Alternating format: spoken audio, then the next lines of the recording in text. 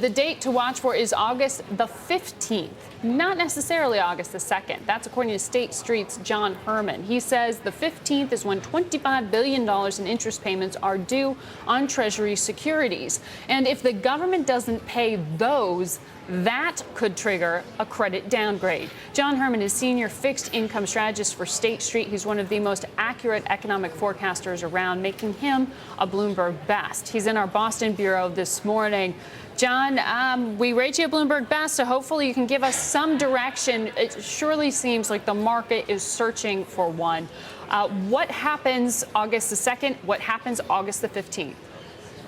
Okay, so as a backdrop, as we all know, these are very, very serious times, and the negotiations are of the utmost importance for the outlook of the nation. And we would hope that, over the coming days, we might see a resolution or a viable plan proposed and voted on, and hopefully the economy can get moving again, and the markets can sort of return to focusing on what we're normally designed to focus on. But in the very, very near term, on August 1st, August 2nd, a smaller interest payment is due from Treasury to, it's about $5 billion. That's due. And that, I don't think, is enough to breach the debt ceiling as it is in place right at this point in time. Then towards the end of next week, around Thursday, Friday, a very large payment, Social Security is due. It's about $28 billion. And again, Treasury Secretary Geithner has been very aptly and nimbly managing the debt ceiling since May 16th. And we think the revenues that have been incoming might be able to get us through the first 5 days of August. But once we get to mid-August, there's on the 15th, on that Monday or that Tuesday, a very large interest payment is due to Treasury holders. And that's about between $25 and $30 billion.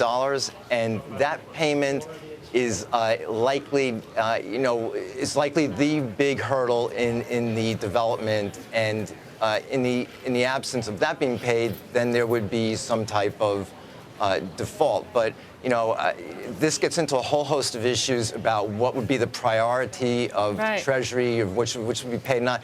But the debt holders, we believe.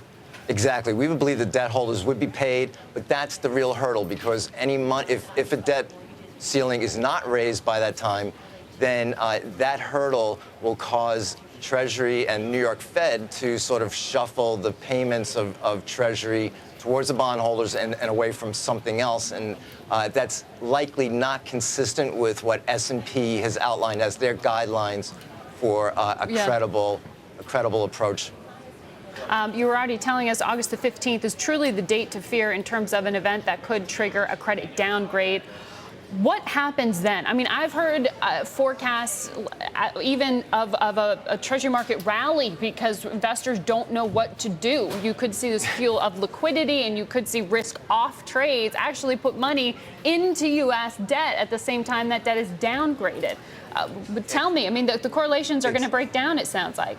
Exactly. I mean, I think, the traditional way, there's interest rate risk, and then there's the credit risk. And, in the current environment, the interest rate risk has been towards lower yield, reflecting the slower growth in the economy, the disappointing job growth, the higher unemployment rate, that kind of thing.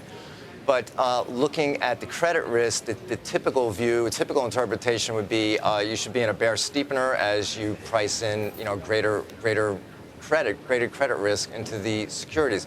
But what we've been seeing in terms of our own investor indicators is that investors are actually buying Treasury notes, and in particular buying the bond and also buying the 10-year notes. So it's like you're saying, you're sort of getting a counterintuitive kind of result here in terms of Treasury markets. But that said, as a previous commentary on your show outlined, we have seen a material narrowing of corporate credit, of high-grade corporate credit to Treasuries over the last 4 to 5 months.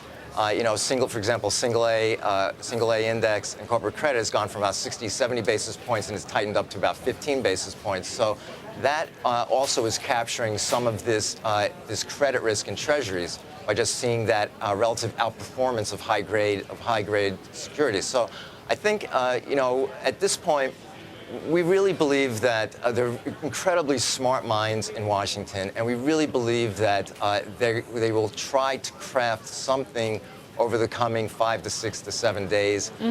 Timothy Geithner has an ability to, I think, manage us through the first week of August, and I think we can get something in place. But the Treasury market has made, I think, continues to make adjustments to these evolving circumstances. But, we're currently been recommending a 2s10s bull flattener here, and so far that's been working pretty well. If the U.S. is no longer a AAA credit, who is? And really, what does a AAA credit mean? Well, in terms of just which countries, in northern European countries, several northern European countries are AAA credit. In terms of the U.S., right now the debt ceiling, debt to GDP ratio, and this is the total debt to GDP ratio, it's about 95%. Wow. And the proposals under either the Reid plan or the Boehner plan or some combination of the two is going to push us well over 100% of GDP going forward. So, as S&P is guiding, we really need to enact a long-term, responsible plan that drives that ratio, significantly below 90%. All right, John, thank you so much for giving us your forecast. August 15th, watch that date.